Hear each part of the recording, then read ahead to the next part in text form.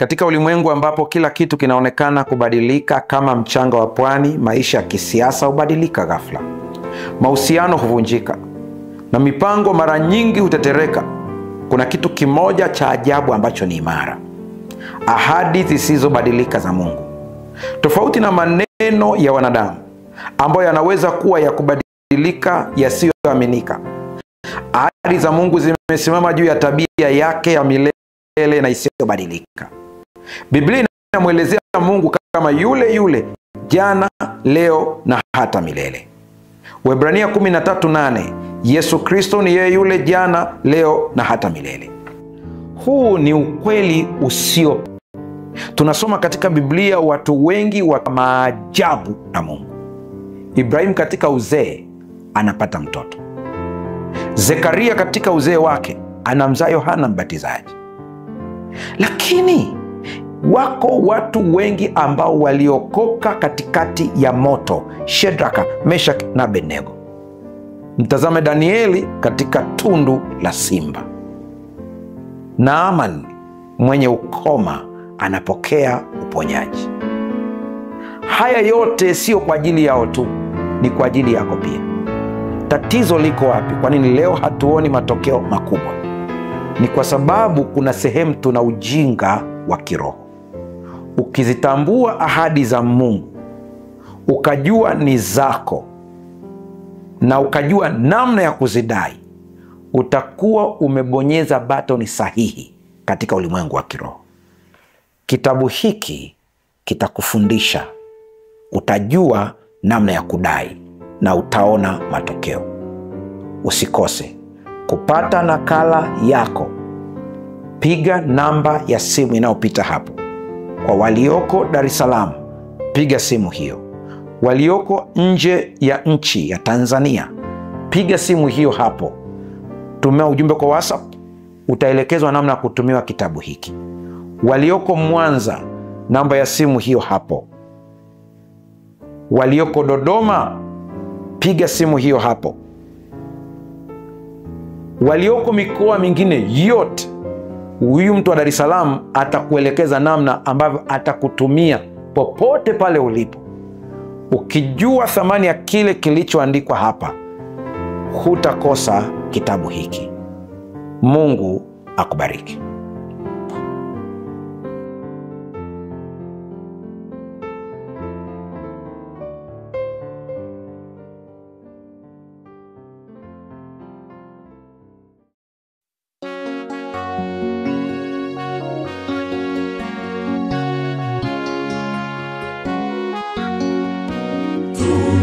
Tumesikia mbiu, Yesu okoa,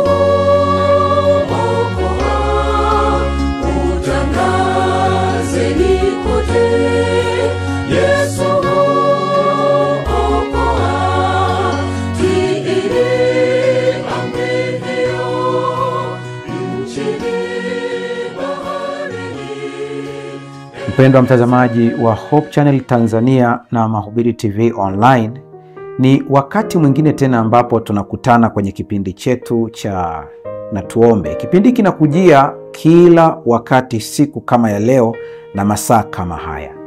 Ninajua kwamba Jumatano iliyopita hatukuwa pamoja kwa sababu ya programu maalum ambayo ilikuwepo, lakini kwa neema ya Mungu tumerudi tena katika kipindi chetu cha siku hii ya leo.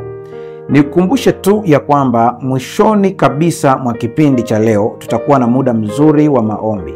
Tunapokea maombi kwa njia ya simu, tunapokea maombi yale ambayo watu wanachati kwenye YouTube moja kwa moja pale, lakini pia tunapokea shuhuda mbalimbali ambazo watu wanamshuhudia Mungu kwa matendo yake makuu ambayo Mungu ametenda. Muda kama ukiruhusu siku hii ya leo, tunaweza tukasoma baadhi ya shuhuda. Lakini kama muda hautatosha, tutasoma shuhuda hizo Jumatano ijayo.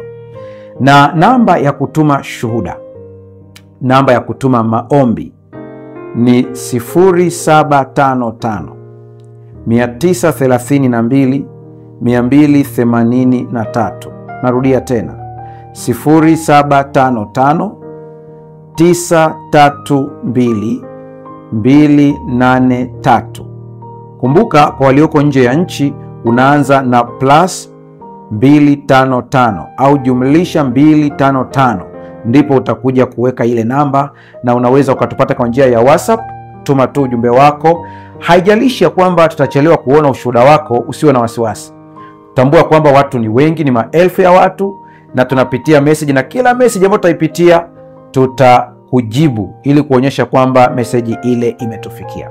Lakini kwa zile za maombi, kwa sababu ya wingi wa message ambazo zinakuja, ninaombea message kwa ujumla, kama vile tunavyotumia ule mtindo wetu wa maombi tunayoweka kwenye mabox. Kwa hiyo haijalishi kwamba mimi nimeiona au sijaiona, Mungu ameiona. Kumbuka ujumbe huu ambao unatuma ni kwa ajili tu ya kuonyesha kile ambacho kiko ndani ya moyo. Ni ishara ya kile ambacho kiko ndani ya moyo. Kwa hiyo hakuna muujiza wowote katika mimi kuiona message, ila kuna muujiza katika Mungu kusoma moyo wako. Mungu akubariki sana. Kabla ya kuanza somo la leo ambalo ni muhimu sana katika maisha yetu ya kiroho, tuanze na kualika uwepo wa Mungu katika fikra zetu. Tuombe. Baba, katika jina la Yesu, ninakushukuru sana kwa siku hii ya leo. Asante kwa ajili ya mtazamaji ambaye umempatia neema ya kusikia maneno yako katika masaa haya. Ninakusihi sana ukapate kumgusa mtazamaji, ukamgusa anayesikiliza, ukaniguse na mimi ambaye ninaongea.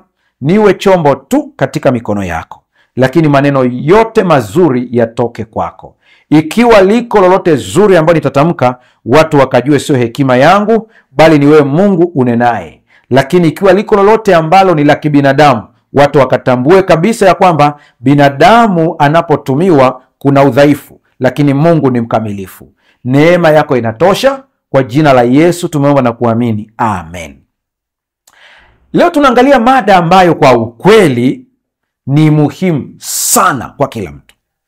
Natamani kila mmoja aweze kuisikiliza mada hii na kuitazama kwa umakini zaidi, na kuandaa kiakili na kiroho pia, ya kwamba unapoisikiliza mada ya leo, ondoa chochote ambacho ulidhani ya kwamba unakijua. Acha Roho Mtakatifu akufundishe anavyopenda. Acha kuingize katika elimu mpya ambayo itakusaidia kutembea katika maisha mapya, kuondokana na msongo wa mawazo kwa sababu ya changamoto za maisha za aina yoyote. Utakapoelewa somo la leo vizuri, amani itatawala zaidi kuliko hofu na msongo uliopita. Somo la leo lina kichwa kinachosema aina mbili za kupambana kiroho. Mara kadhaa nimekuwa, wakati wa kwanza masomo, nimekuwa nikichokoza fikra zako kwa namna ifuatayo. Nimekuwa nikieleza maneno haya kwamba umewahi kuona ya kwamba kuna mtu mwingine ambaye anafanya maombi na anajibiwa kwa haraka, au unaona matokeo kuliko mwingine? Nikakazia ya kwamba Mungu hana upendeleo. Yaani hakuna watu ambao Mungu anawapenda na kuwasikia kuliko wengine. Hapana, wote ni watoto wa Mungu, lakini utagundua kwamba kuna mmoja ana ujuzi fulani wa kimungu kuliko mwingine. Kwa kitendo cha kuwa na ujuzi wa ziada kinasababisha mambo yako yawe rahisi kuliko mtu mwingine. Paulo anapoelezea juu ya Wayahudi na jitihada zao kwenye kitabu cha Warumi, anasema wana jitihada nyingi katika Mungu, lakini si katika maarifa. Yaani akiwatazama walio na juhudi ya ibada, juhudi ya dini walio na ya Kiyahudi, lakini wanakosa maarifa. Hicho ndicho kitu tu ambacho walikuwa wamekikosa. Ni sawa na mtu ambaye ana simu nzuri sana, lakini bado hajui kuitumia ile simu. Mtu ana kompyuta nzuri sana, lakini hajui kuitumia. Mtu ana kamera nzuri sana, lakini hajui kuitumia. Anapokuja mtu mwingine ambaye ana ujuzi wa kuitumia ile kamera au ile simu au ile kompyuta, anapoishika na kuitumia, mpaka unashangaa mbona imetoa kitu bora kuliko. Ni kwa sababu huyu ana ujuzi wa tofauti. Kompyuta ni ile ile, lakini mtumiaji ni tofauti. Vivyo hivyo katika masuala ya kiroho, kinachotutofautisha katika masuala ya kiroho ni ufahamu, ni ujuzi, ni maarifa. Mungu mwenyewe anasema watu wangu wanaangamia kwa kukosa maarifa. Hajawakataa kwamba sio watu wake, anasema ni watu wangu, lakini uangamivu walionao ni kwa sababu hawana maarifa. Wapo watu wengi sana katika jitihada za kiroho na vita ya kiroho, wameshindwa vita, wamekuwa katika msongo mkubwa kwa sababu hawakujua mbinu hizi, aina mbili za kupambana kiroho. Kuna ukweli usiopingika ambao lazima ukubali, ya kwamba maisha ya Kikristo mara nyingi yanaelezewa kama vita vya kiroho. Lakini tukiishia tu hapo kuelezea vita vya kiroho, ya kwamba ni vita vya kiroho, unaweza ukawa na hofu bila kuelewa kwamba hii vita ikoje.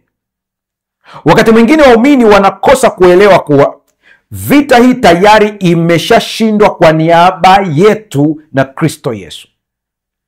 Kwa hiyo waumini wanajiingiza kwenye changamoto ambayo hawajui ya kwamba kumbe tayari Mungu ameshawashindia tayari. Kwa hiyo wanapambana katika mtazamo ambao sio mtazamo wa kimungu.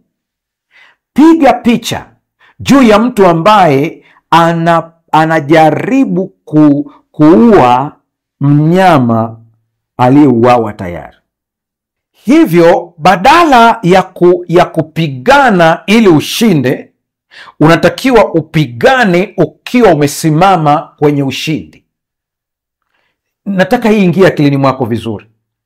Ukielewa kile ambacho Kristo amekutendea tayari, utapambana ukiwa umesimama kwenye ushindi badala ya kupambana ili ushinde. Kwa hiyo kuna aina mbili kuu za kupambana. Ndio maana nimesema kuna aina mbili kuu za kupambana kiroho. Kuna watu ambao wanapambana ili washinde, na kuna watu ambao wanapambana wakiwa wamesimama katika ushindi. Haya ni makundi mawili tofauti ya watu, tutayaona katika Biblia, na utashangaa ya kwamba pamoja na kwamba tunataja habari ya kile Kristo alichokifanya, lakini utagundua kwamba makundi ya watu alikuwepo tangu Agano la Kale, hata kabla Kristo hajafa, kwa sababu kila kizazi kimepewa mfumo wake wa ukombozi na ulikuwa kamili kwa wakati wake, ila vyote vilikuwa vinasonda kidole katika ujio wa Kristo, mkamilishaji wa kafara au agano. Kwa chochote ambacho tutakiona kwenye Agano la Kale kikitendeka, kikiwa ni sehemu ya ibada, vyote viliwakilisha ujio wa Kristo. Vyote, nikisema vyote namaanisha vyote. Kila utakachokiona katika Agano la Kale kilikuwa kinasonda kidole ujio wa Kristo. Kwa wale wa Agano la Kale ambao walijua maana ya kile ambacho kilifanyika, waliweza kupambana wakiwa wamesimama katika ushindi, wakitambua ya kwamba tayari wameshindiwa, na wakipambana wakiwa wamesimama katika ushindi. Lakini ambao hawakutambua walipambana ili washinde, na makundi mawili yaliendelea kuwepo. Moja lilipata raha na moja lilipata mateso, ili hali bado waliitwa wana wa Mungu. Mungu atusaidie sana. Nikupatie mfano kwa wanafunzi wa Yesu katika Agano Jipya. Ukisoma stori ya wanafunzi wa Yesu wale 12, utagundua kwamba wote walikuwa ni wanafunzi wa Yesu. Walikuwa na itikadi tofauti, background zao za kijamii, lakini za kidhehebu, na zilileta matokeo au madhara katika maisha yao ya kuwa na Kristo Yesu. Ukiwachunguza wanafunzi wa Yesu wote, kulikuwa na madhehebu makubwa wakati ule. Dini moja ilikuwa ni dini ya Kiyahudi, kama vile leo tulivyo na dini moja ya Kikristo, lakini tuna madhehebu tofauti katikati yetu ya Kikristo. Tuna wa Anglican, tuna Lutheran, tuna Baptist, tuna Methodist, tuna Pentecost. Pentecost nayo ina matawi yake madogo madogo. Katika madhehebu ya Pentecost kuna Assemblies of God, kuna Pentecostal Free Mission. Si wote ni tawi, lakini dhehebu ni moja tu la Pentecost. Unapokuja kuna Wasabato, utakuta kuna hapo Baptist pia wamegawanyika. Kuna Baptist wa Kisabato na kuna Baptist ambao wanashika Jumapili. Kwa hiyo hayo yote ni madhehebu. Ukija kwa wanafunzi wa Yesu walikuwa na madhehebu yao, lakini walipokuja kwa Kristo Yesu wote walionyesha matokeo ya kule walikotoka. Mchungaji, sijakuelewa. Ukisikia Biblia inataja habari ya madhehebu ya dini ya Kiyahudi ambayo yalikuwepo, kuna kundi moja ambao lilikuwa linaitwa Wazilote au Waselote. Wako pale katika moja wapo wanafunzi wa Yesu. Kulikuwa na kundi la Mafarisayo, walikuwepo mle ndani, ambao ni dhehebu. Kulikuwa na Masadukayo, lilikuwa ni dhehebu lingine. Kwa hiyo na madhehebu mengine mengi ambao unaweza ukayataja hapo katika listi. Sasa maana yangu ni nini?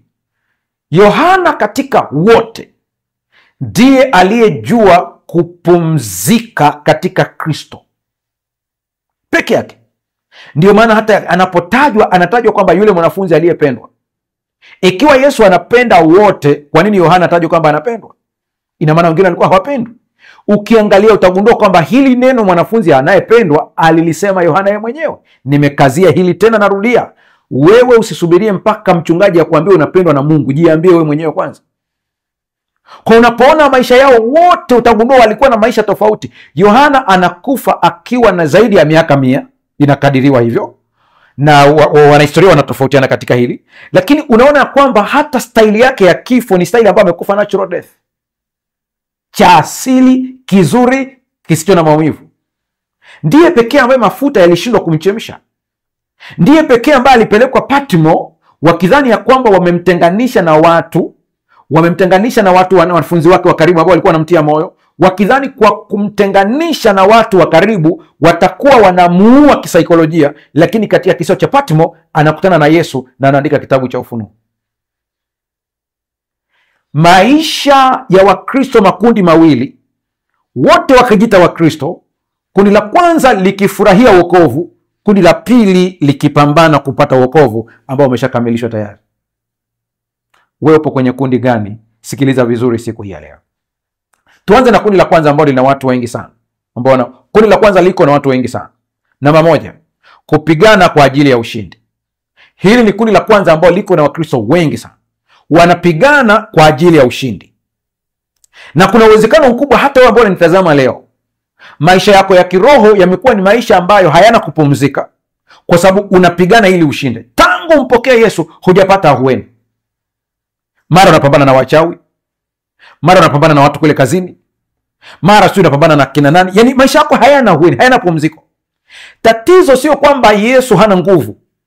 Tatizo ni wewe umeshindwa kupata utambuzi wa rohoni. Tatizo sio kwamba Mungu hana uwezo. Tatizo ni kwamba wewe umeshindwa kupokea uwezo. Mungu akusaidie uweze kulielewa hili. Utakapolielewa hili, maisha yako yatakuwa ni maisha yaliyojaa tabasamu.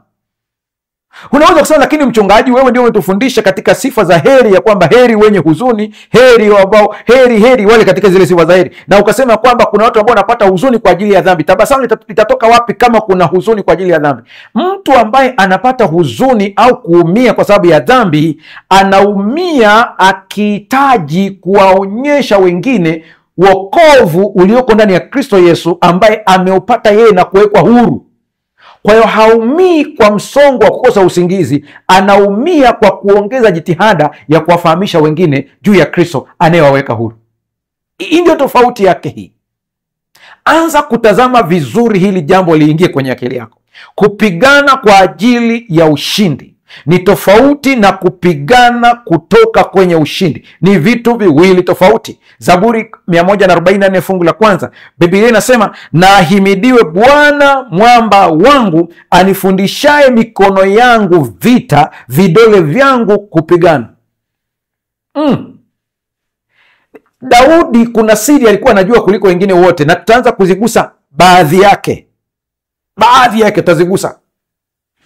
Na hii imenishawishi kuandika mada maalum kabisa ya siri ya Daudi ya ushindi na maisha yake yote, kwa nini alikuwa tofauti na wengine. Daudi anataja, anasema, nahimidiwe Bwana mwamba wangu. Unapotaja mwamba, kuna maana nyingi ndani ya neno mwamba. Ni mwanamashairi huyu. Mwamba ni sehemu ambayo unasimama ili kuona mbali. Mwamba ni sehemu ambayo unaweza ukasimama kumkimbia adui ukawa pale juu. Mwamba ni sehemu ambayo inakuficha dhidi ya mvua. Mwamba ni sehemu ambayo inakuficha dhidi ya mishale ya adui anapoirusha. Unajificha kwenye mwamba, zile silaha zinagonga juu ya mwamba. Mwamba umebeba vitu vingi. Ni kana kwamba Daudi anasema Mungu ni kila kitu katika maisha yangu, lakini anasema anifundishaye mikono yangu vita. Kwa mpaka mikono yake Daudi anasema, unavyoniona nikipigana, aliyenifundisha hivyo ni Mungu. Kwa hiyo katika kila jambo ambalo Daudi alipitia, alimuona Mungu akimpitisha katika mafunzo. Ona mtazamo wake ulivyo tofauti. Yupo katikati ya Wafilisti, anamkimbia Sauli, anakaribia kuharibiwa na maadui zake, yuko porini. Badala ya Daudi kulalamika ya kwamba Mungu, mbona umeniacha naishi kwenye mapango na pambana na nyoka, mbona umeacha adui yangu ananiwinda na kunitafuta, sijalala ndani ninalala nje, badala ya kulalamika katika staili, anasema hii ni staili ya Mungu ya kunifundisha vita. Ahimidiwe Mungu ambaye ananifundisha, maana nipo kwenye mafunzo ili nikapambane huko mbele zaidi, kwa kuwa Bwana amenishindia kila kitu, ananiandaa kuutoa ushindi ambao amenipa tayari. Hata kama umepewa ushindi, kama hujui namna ya kuutoa, huwezi kuufaidi. Nimemtolea mfano mwana maigizo mmoja ambaye ni Mchina, anaishi kule Marekani. Naweza nisipatie jina vizuri, lakini wanamfahamu kama Jack Chan. na jina lingine nadhani anaitwa Lee katika michezo kadhaa ambayo amecheza. Ni tajiri mkubwa sana katika waigizaji. Inasemekana kwamba aliandika wosia wa mali zake, na wakati ameandika wosia wa mali zake ikawashangaza wale wanasheria na baadhi ya watu, wakamuuliza, mbona mtoto wako unamwachia mali ndogo sana, lakini unaelekeza mali yako kwa hizi taasisi zinazosaidia watu wenye changamoto ambao tunaita charity organizations? Jack Cheney akajibu akasema, kama hana akili ya kutafuta mali zake, hata nikimpa za kwangu atapoteza. Ni sentensi ambayo ni nzito kweli kweli. Hujai kuona watu ambao wameachiwa urithi na baba zao, lakini baada ya pale kampuni zilikufa? Hujai kuona watu ambao waliachiwa magari na wazazi wao, lakini aliishia kuwekewa mawe maana hayaendi tena? Maduka yamekufa, mali zimekwisha. Unafikiri tatizo ni mali? Tatizo sio mali, tatizo ni yule. Na wewe tayari kuna ushindi ulishapewa tayari, lakini ukiona bado hujaanza kufurahia ndani ya Kristo, tatizo sio kwamba ushindi hukupewa, ila hukujua kuutumia ushindi au hukuupokea ushindi. Daudi anasema, anifundishaye mikono yangu vita, vidole vyangu kupigana. Ni Mungu ndiye atendaye haya. Hebu tuendelee kuangalia kwa undani zaidi kupigana kwa ajili ya ushindi na kupigana kutoka kwenye ushindi. Kumbuka nimekuambia ni vitu viwili tofauti. Angalia maneno haya. Kupigana kwa ajili ya ushindi ni wazo la kiroho linaloeleza hali ya muumini ambaye anahangaika ili kupata ushindi, badala ya kupigana akiwa tayari ana ushindi ndani ya Kristo. Ni mtazamo wa maisha ya Kikristo unaoegemea kwenye juhudi binafsi au matendo ya kujitahidi kumpendeza Mungu. Zingatia hii maana vizuri na uanze kujifanyia tathmini wewe mwenyewe katika maisha yako. Ukijifanyia tathmini utaanza kugundua kwamba umeishije. Maisha yako ni mpiganaji wa aina gani? Mpiganaji ili ashinde au mpiganaji ambaye ameshinda tayari?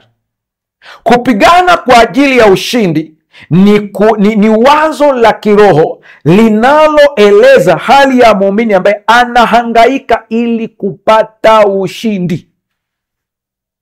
Hujawahi kuona kuna watu wana relaksi sana ndani ya Kristo Yesu? Wana raha ndani ya Yesu Kristo. Si kwamba hawana changamoto, lakini wamejua kuzikabili kutokea kwenye ushindi badala ya kuzikabili ili wazishinde. Nadhani kuna mtu bado anasema, mchungaji, bado sije. Tunaenda zaidi, usio na wasiwasi. Tunaenda zaidi ya hapa ili uweze kuelewa. Target yangu ni kukuelewesha ili uweze kusimama na Mungu aendelee kukuonyesha kile ambacho amekutendea na uishi kwa amani zaidi. Sikia. Na kuongezea tena ili tu kudadavua zaidi, na kuongezea tena zaidi, angalia vizuri slide yako wale ambao mnafuatilia kwa njia ya television.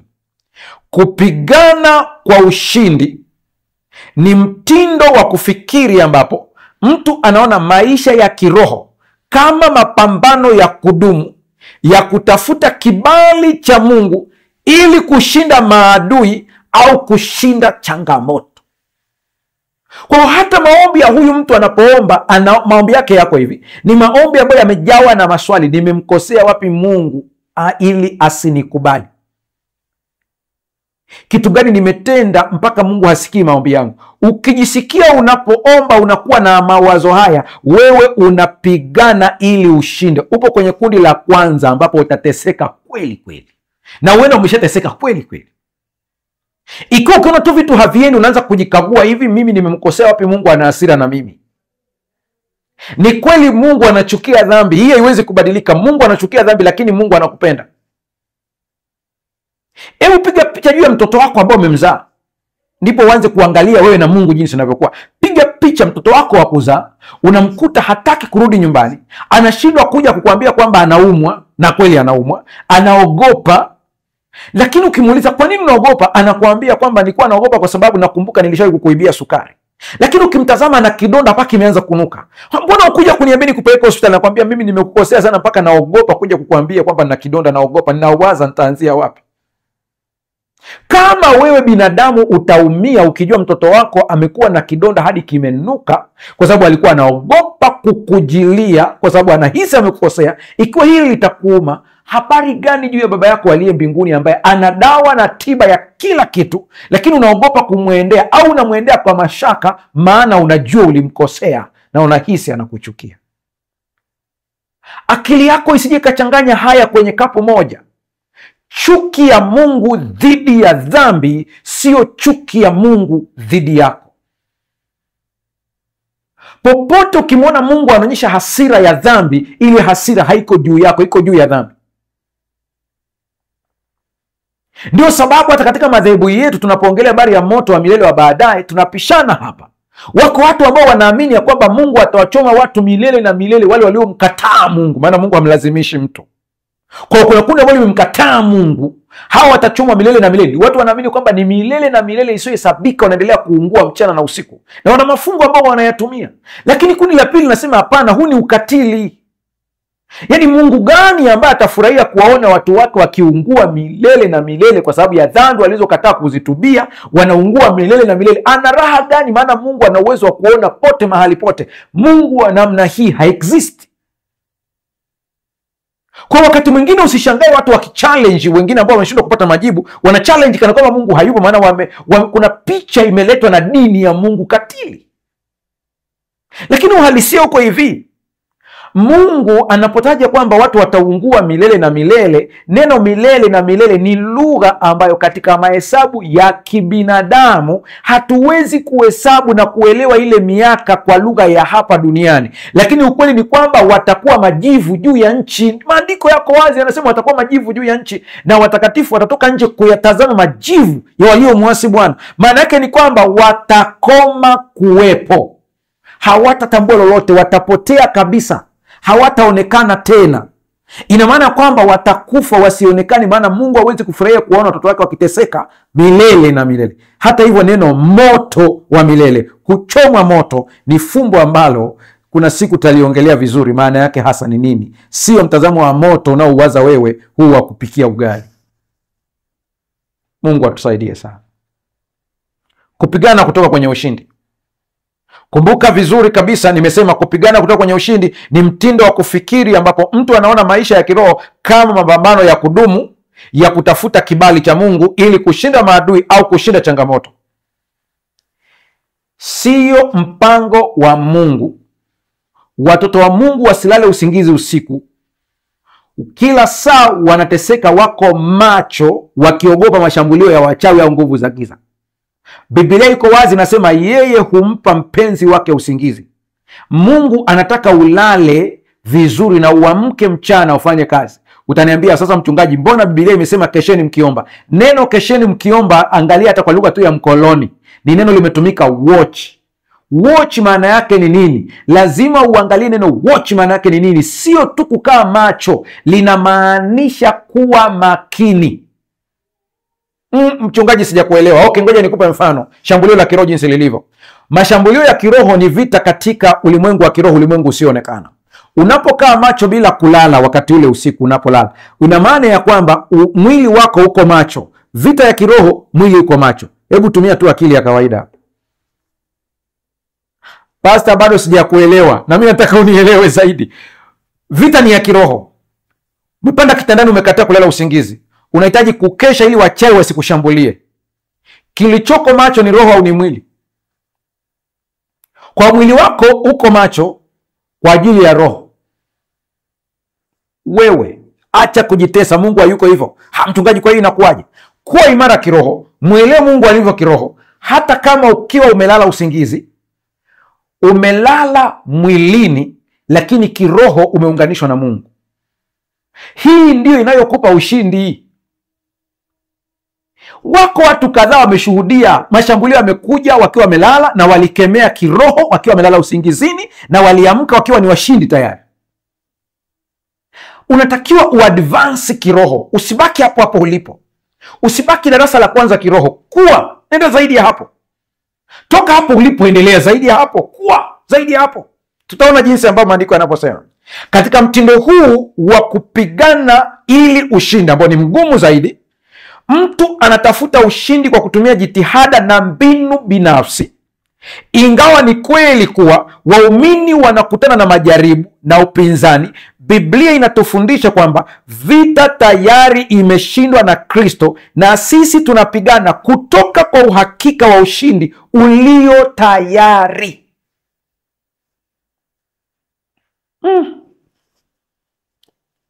Najaribu kutulia kidogo, Roho Mtakatifu akupe tafsiri sahihi katika ubongo wako uweze kuelewa kile ambacho Mungu amekutendea.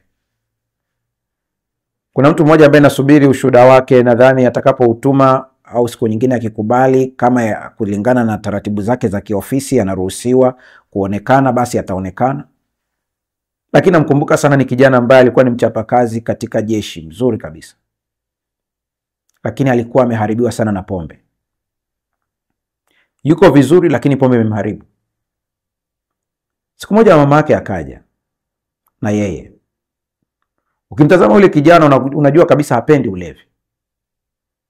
Lakini afanyeje? Kuna nguvu imemkamata zaidi hapa. Alikuwa amechoka mpaka akalia machozi. Mama ananiambia nina vijana wawili wote wako hivi. Yaani kana kwamba nataka kusema sasa mimi nitafanyaje? Huyu ndiye ambaye ameajiriwa. Na yuko vizuri kabisa. Unajua kuna yule mtu ambaye yuko vizuri hata ofisini kwako kiasi kwamba unaogopa hata kumfukuza kazi, kwa sababu hata kama kuna mambo yako sawa, lakini kuna vitu amewazidi hata wale ambao wana tabia nzuri. Ni aina ya kijana ambaye nakwambia. Tukaomba.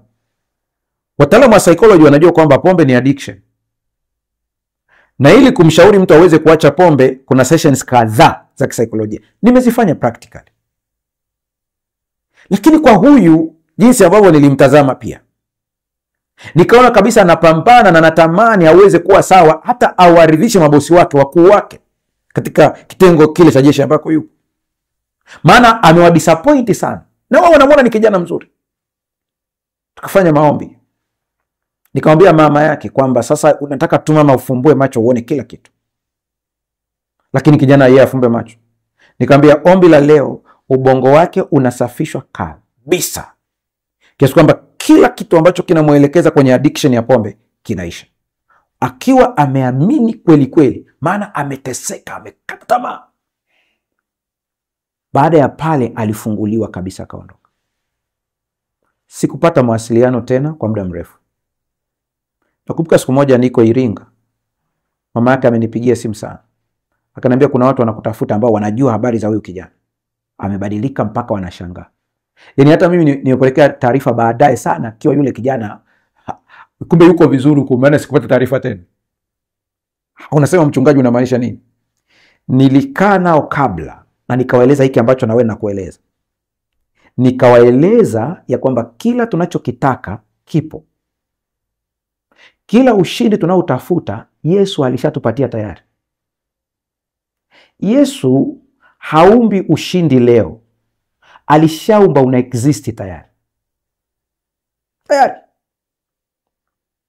Yaani mpaka mwanadamu anaumbwa, kila tatizo liloko lina majibu yake. Nirudie tena, sio lazima uje tuonane uso kwa uso. Hata hivi unavyonitazama kwenye television, ukiamini hivi, inatokea hapo hapo ulipo.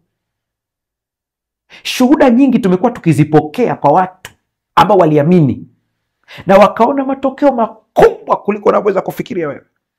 Huko nakoenda maeneo mbalimbali, naona Mungu atusaidie sana. Sikiliza,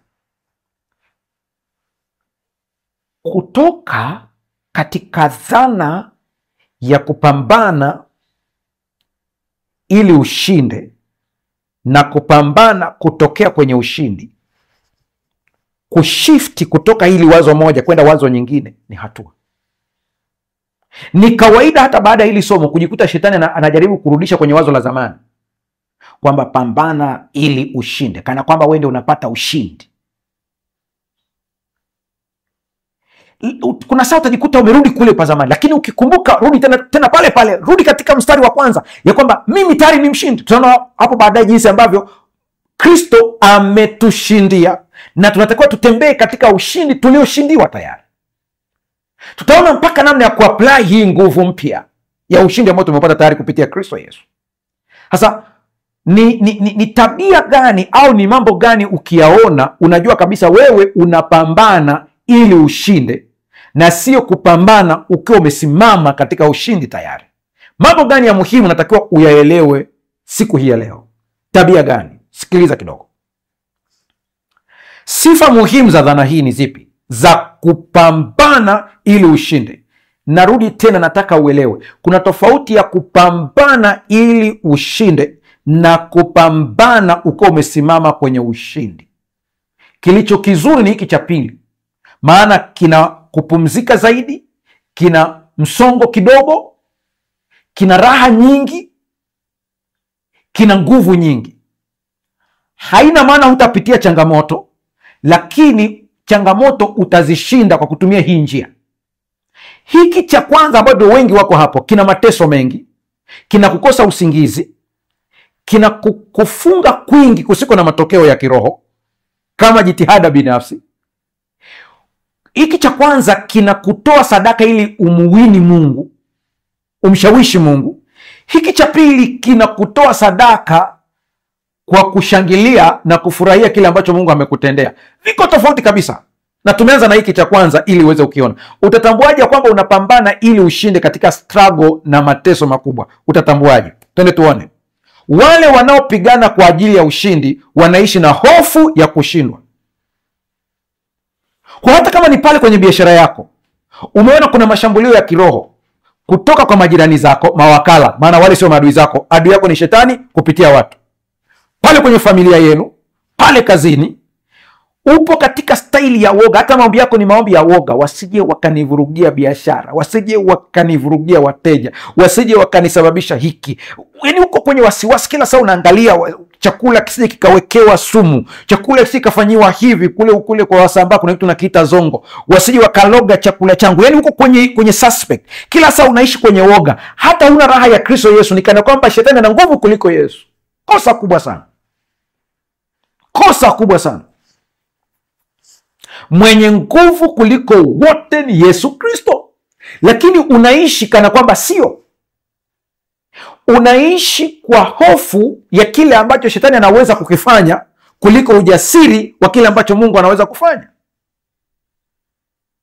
Wale wanaopigana kwa ajili ya ushindi wanaishi na hofu ya kushindwa, na wanajiuliza kama wamefanya vya kutosha au kama wataweza kushinda. Wanapigana kwa kutafuta kupokea kibali cha Mungu na watu. Kuna mtu ambaye anapambana ili kutafuta kubalike na Mungu, lakini kuna mtu anapambana akijua amekubalika.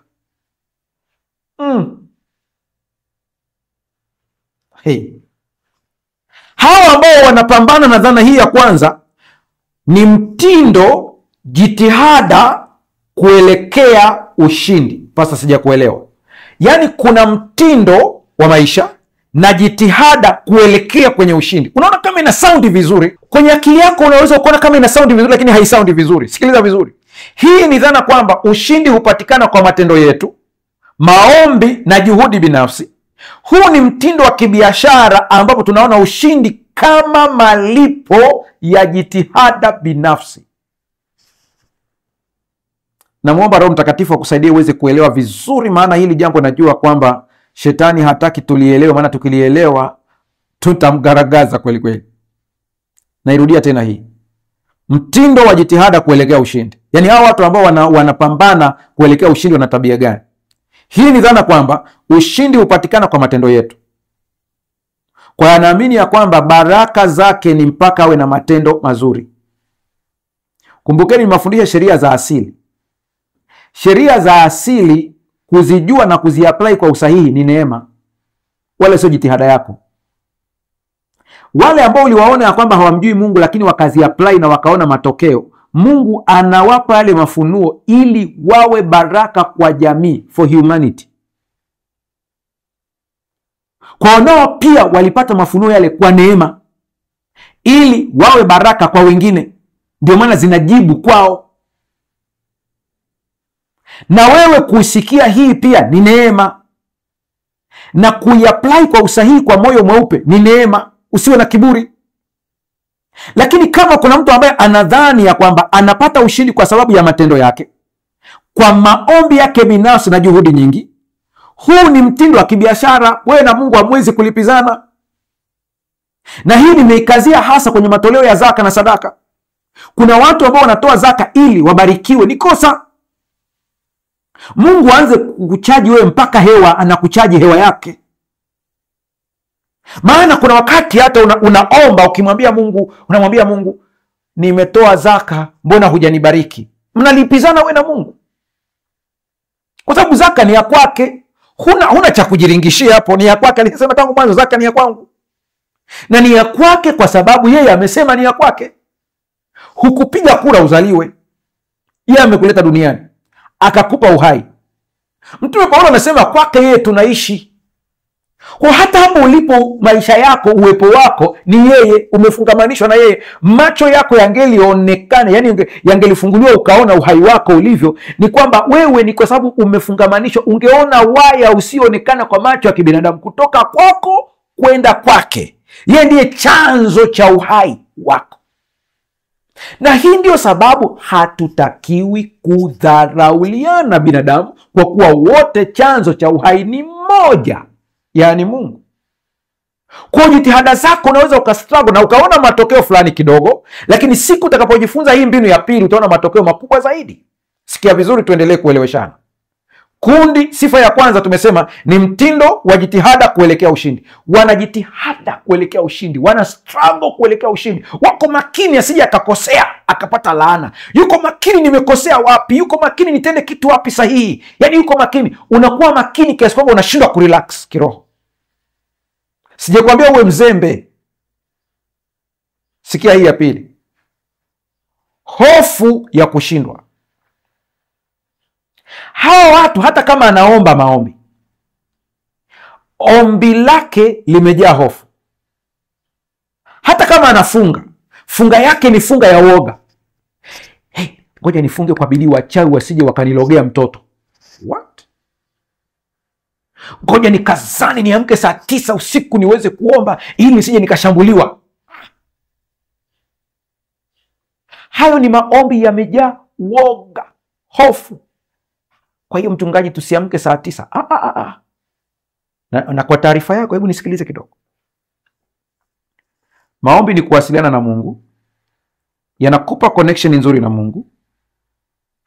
Na kuna watu hata kama hujapanga kuamka, Mungu atamtuma malaika wake, atakuamsha saa 9, muda uliotulia, ili kuongea naye. Na kuna watu kama Mungu hana ujumbe na wewe masaa hayo, hata kuamsha, utaendelea kulala. Na kuna watu ambao hata leo unanitazama, umejikuta kila wakati saa 9 au saa 8 uko macho. Masaa ni yale yale, ukiangalia saa ni masaa yale yale.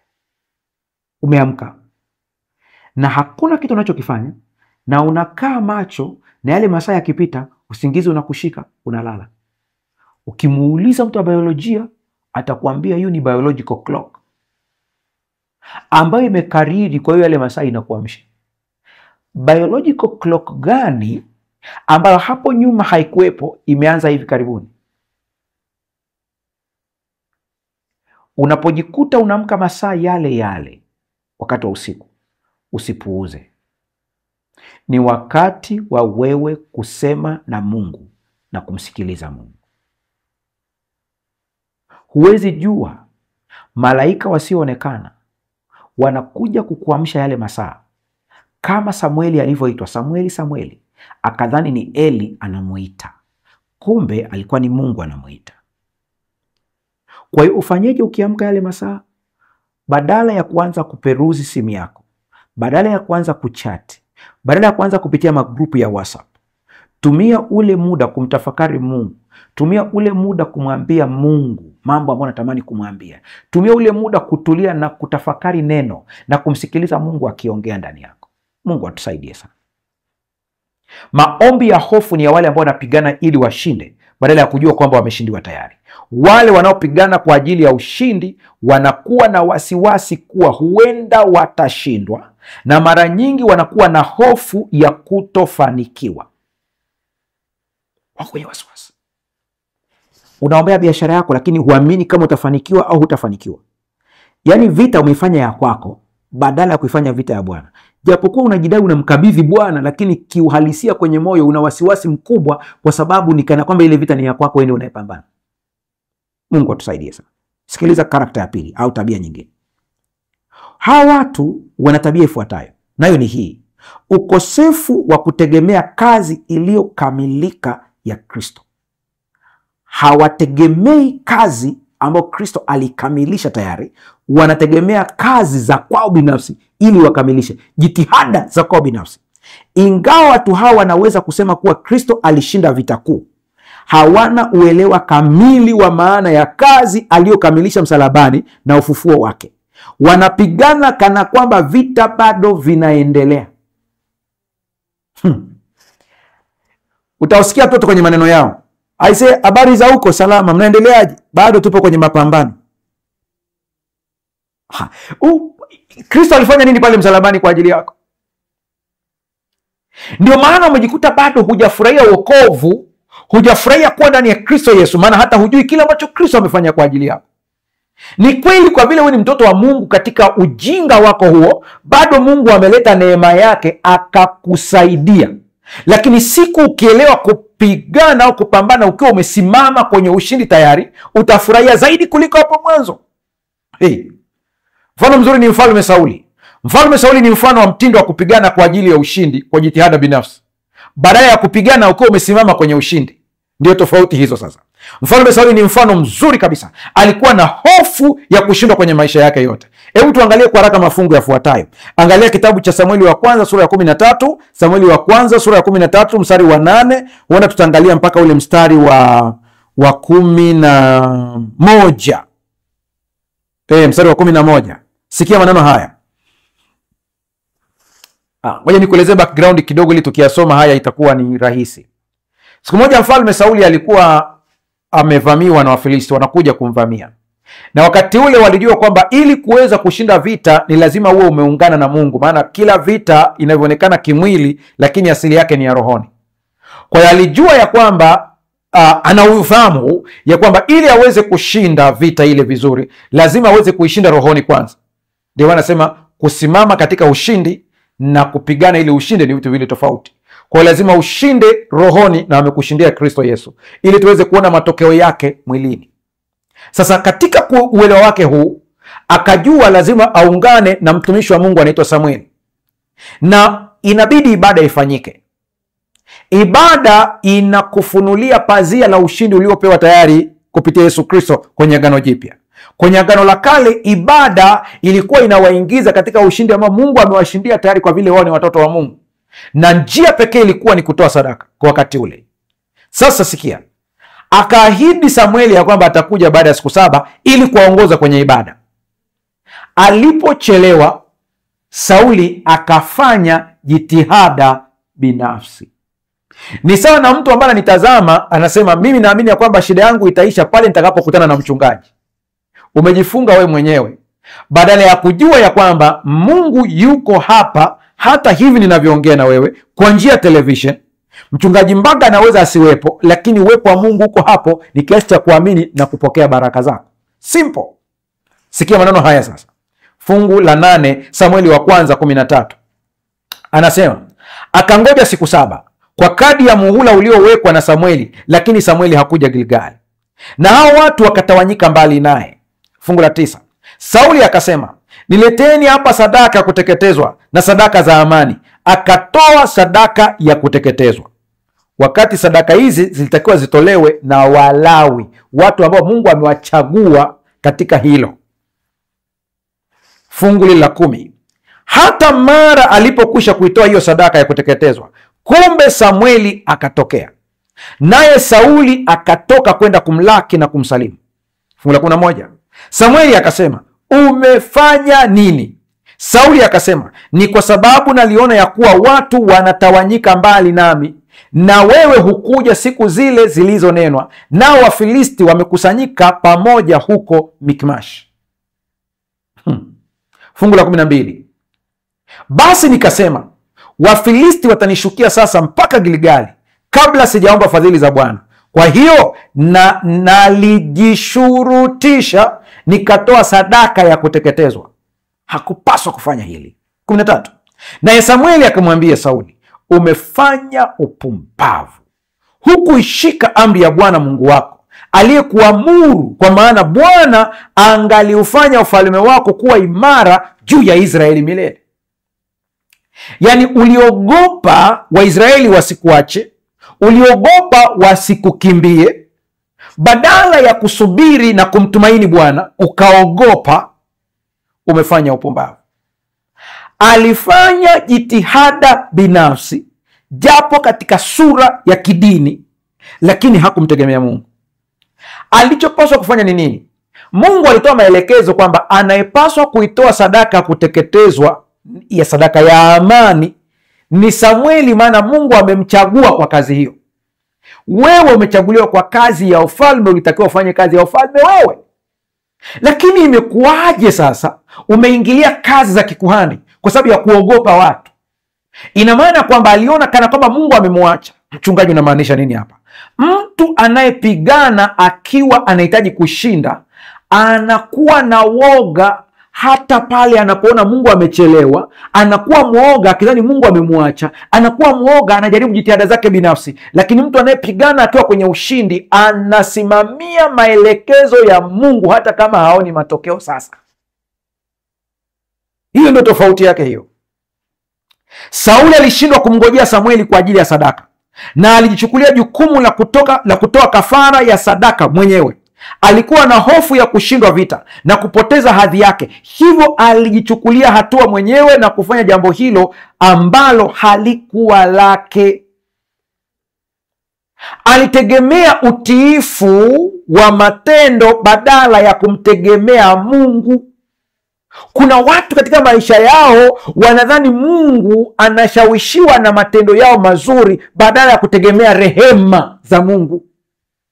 Ninaongea na mtu ambaye vita ulionayo ni kosa ulilofanya pale ofisini kabisa, pale kwenye biashara yako. Unatambua kabisa ulikosea, unajua kabisa ulikosea, na umeshikwa na hofu ya kwamba Mungu hataingilia kwa sababu ulikosea. Nisikilize vizuri. Cha kwanza, kiri makosa yako. Cha pili, tubu mbele za Mungu. Baada ya kukiri na kutubu, kutubu ni kugeuka maana yake, kukiri ni kuungama. Baada ya kuungama na kutubu, amini kabisa ya kwamba Mungu amekusamehe na ushindi ni hakika. Unatembea katika rehema na neema.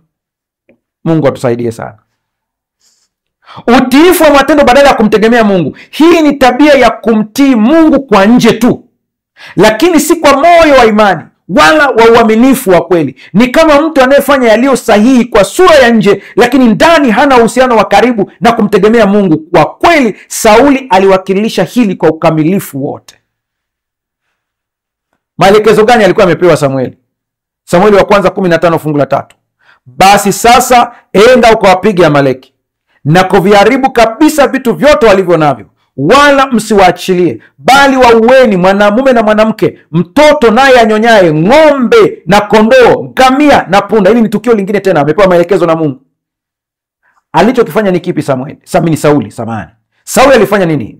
Fungu la 13 katika Samueli wa kwanza 15. Samueli akamwendea Sauli, naye Sauli akamwambia, ubarikiwe na Bwana, nimetimiza amri ya Bwana. Maelekezo aliambia, ukienda kwenye ile nchi, nenda ukamalize kila kitu, msije mkachukua chochote, ng'ombe, kila kitu maliza kule kule. Alichofanya ni nini sasa? Tuangalie tofauti yake sasa. 13. Samueli akamwendea Sauli, naye akamwambia, ubarikiwe na Bwana, nimetimiza amri ya Bwana. Fungu la 14. Samueli akasema, maana yake ni nini basi hiki kilio cha kondoo masikioni mwangu, na huo mlio wa ng'ombe ninaousikia? Kule juu aliambiwa kila kitu wakiangamize kule, lakini sasa hivi wameleta kondoo, wameleta na ng'ombe. Fungu la 15. Sauli akasema, wamewaleta kutoka kwa Waamaleki, maana watu waliwaacha hai kondoo na ng'ombe walio wazuri, ili wawatoe dhabihu kwa Bwana Mungu wako, nao waliosalia tumewaangamiza kabisa. Umemgundua kwamba kule ameambiwa angamiza kila kitu, ila amekuja na vitu. Hataki kukiri kosa, anasema watu wameleta kwa ajili ya sadaka, waliosalia tumewaangamiza kabisa. Ni mjanja fulani hivi ukimtazama vizuri. Fungu la 16. Ndipo Samueli akamwambia Sauli, ngoja nami nitakwambia neno aliloniambia Bwana usiku huu. Naye akamwambia, haya, sema. akamwambia yote aliyomwambia, akamkumbusha Bwana alivyomtoa katika umaskini wake wa kawaida hadi kumfanya kuwa mfalme. Fungu la 19, mbona basi hukutii sauti ya Bwana, bali ukazirukia nyara, ukafanya yaliyo maovu machoni pa Bwana. Fungu la 20, Sauli akamwambia Samueli, hakika mimi nimeitii sauti ya Bwana, nami nimemleta Agagi mfalme wa Amaleki, tena nimewaangamiza Waamaleki kabisa. Fungu la 21, ila watu waliteka nyara kondoo na ng'ombe walio wazuri katika vitu vinavyowekwa wakfu, kusudi wavitoe dhabihu kwa Bwana Mungu wako huko Gilgal. Mungu alisema kwamba anahitaji atolewe sadaka. Mungu hakutaka sadaka hapa. Wao ndio wanajaribu kumuonga Mungu. Kuna watu ambao hata maombi unayoyafanya, ibada unazofanya, unamrudia Mungu sio kwa vile ni Mungu, ila ni kwa sababu unataka ajira. Sadaka unayotoa sio unatoa kwa kutambua kile ambacho Mungu amekutendea kama ibada, ila unatoa ili Mungu akufanyie jambo fulani. Ni kama kumhonga Mungu. Unaweza kusema, lakini mchungaji, umetufundisha wewe huyu ya kwamba tunapoenda kutoa sadaka zetu tuzinenee sadaka yetu katika maombi. Ndio, sadaka inayotolewa kwa moyo wa ibada ni eneo la kukutana na Mungu, sio eneo la kumhonga Mungu. Kwa unapokutana na Mungu kwa njia ya sadaka, ukiwa unajua kumwabudu Mungu kwa njia ya sadaka, ndiyo sehemu yako ya kupokea baraka kama matokeo ya ibada, lakini sio kama matokeo ya kumhonga Mungu. Tofautisha vitu hivi viwili, sije ukavichanganya kwenye kapu moja. Njoo muangalie Sauli, maisha yake, Daudi jinsi alivyo. Sauli anapambana ili ashinde, alishindwa. Maana aliyempa ufalme ni Mungu, ni Mungu alipaswa amtetee. Aliyekupa elimu ni Mungu, sio wewe. Mungu atakutetea katika elimu yako. Aliyekupa kazi ni Mungu. Labda uniambie hii kazi uliipata kwa jitihada zako mwenyewe, ndio maana unahitaji kuitetea kwa jitihada zako. Mungu akusaidie sana. Hata afya njema, kila kitu ni yeye. Lakini mchungaji, tukienda hospitali, utaenda hospitali, utapewa dawa. Mungu asipoweka mkono wake kwenye dawa, huponi. Usije ukaanza kumsifia daktari kuliko kumsifia Mungu. Daktari ni chombo mikononi mwa Mungu. Relax. Wamekuambia ugonjwa hauponi, ndio.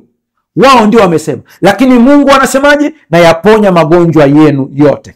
Kwa kupigwa kwake sisi tumepona.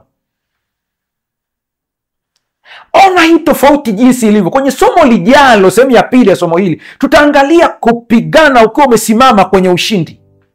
Tutaanza kuona jinsi Daudi yeye alivyokuwa anapigana akiwa amesimama kwenye ushindi na jinsi alivyokuwa anashinda. Utaona tofauti ya watu hawa wawili kabisa katika maisha. Sikiliza vizuri. Rafiki yangu unayenitazama, chochote unachokipitia, usiangamie kwa kukosa maarifa.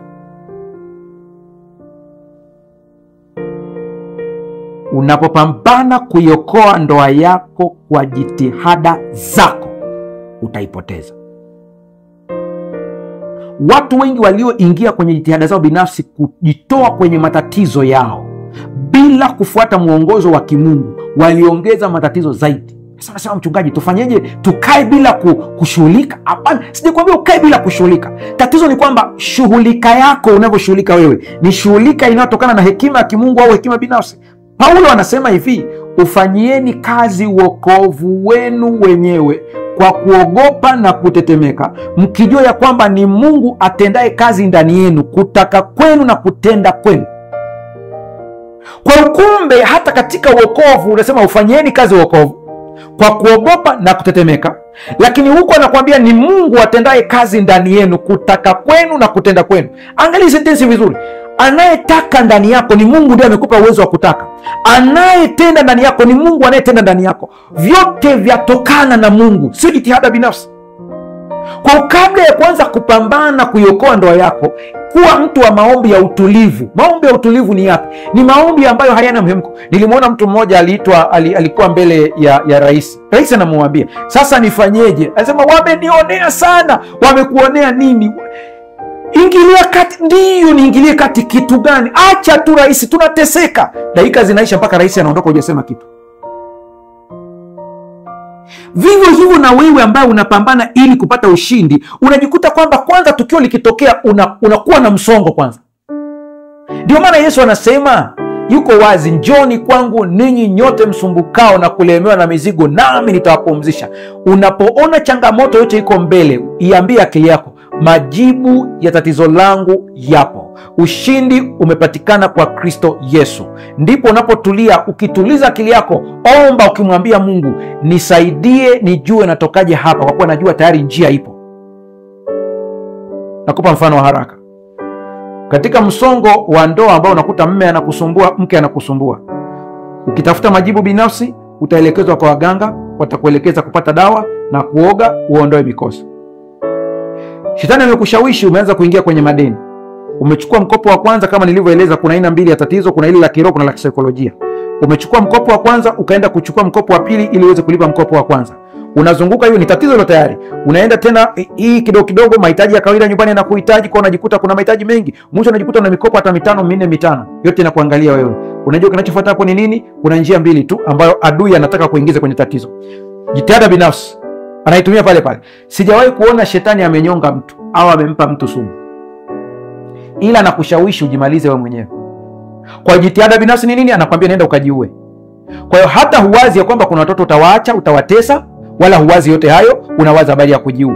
Mwingine unatumwa kwa waganga, nakwambia ili kuzuia wasikusumbue watu ambao wanakudaidai hawa, nenda kwa waganga. Kwa hiyo unajikuta umeongeza tatizo juu ya tatizo, shida juu ya shida. Nami nakuitisha wito leo, mgeukie Mungu, muulize akupe hekima. Yeyote aliyekosa hekima na muombe Bwana, Bwana atamsaidia. Tukiingia sehemu ya pili, kupambana kutokea kwenye ushindi, utaelewa kwa kina kupambana ukiwa umerelax, umepumzika. Njoni kwangu ninyi nyote msumbukao. Sijui unapitia kitu gani. Endelea kuandika maombi yako hapo tuweze kuomba pamoja. Mungu ameshakuandalia ushindi wako tayari kwa kila jambo unalolipitia. Bwana ameshaandaa. Hata Hajiri alipolia ya kwamba mtoto anakufa kwa sababu ya kukosa maji, Mungu hakutengeneza maji mapya. Biblia inasema Mungu akamfungua macho yake akaona maji. Muombe Mungu akufungue macho yako uweze kuona majibu ya matatizo yako, uweze kuona majibu ya shida zako, uweze kuona majibu ya changamoto zako yapo sasa. Mtazame Mwokozi. Endelea kuandika maombi yako, endelea kucomment. Tunakwenda kuomba sasa. Kwa mazingira uliopo tunakwenda kuomba. Tuombe. Baba, katika jina la Yesu, ninakutukuza sana kwa ajili ya siku hii ya leo. Wako wengi wanapambana ili washinde, ili hali umewashindia tayari. Kwa sehemu ya kwanza ya somo hili, naomba ukapate kuwafungua fikra zao, naomba ukafungue akili zao, naomba ukafungue mitazamo yao, naomba ukafungue kuanzia leo wakaone ushindi ambao tayari umewapatia. Chochote wanachokipitia sasa, hata kama ni kigumu kiasi gani, huenda ni shule tu ya kuelekea pale mbele. Kama Daudi asemavyo, Mungu unayefundisha mikono yangu na vidole vyangu kupigana. Huenda unawafundisha tu, wao wameona kama ni adhabu.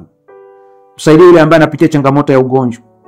Msaidie Mungu yule ambaye amefungwa na nguvu za giza. Magonjwa yote na yaamuru kwa jina la Yesu, achia kabisa kuanzia leo. Uvimbe katika tumbo, changamoto katika kichwa, kila aina ya magonjwa katika damu, nguvu za giza, mapepo kwa aina zake, ninawaamuru kwa jina la Yesu Kristo, achia.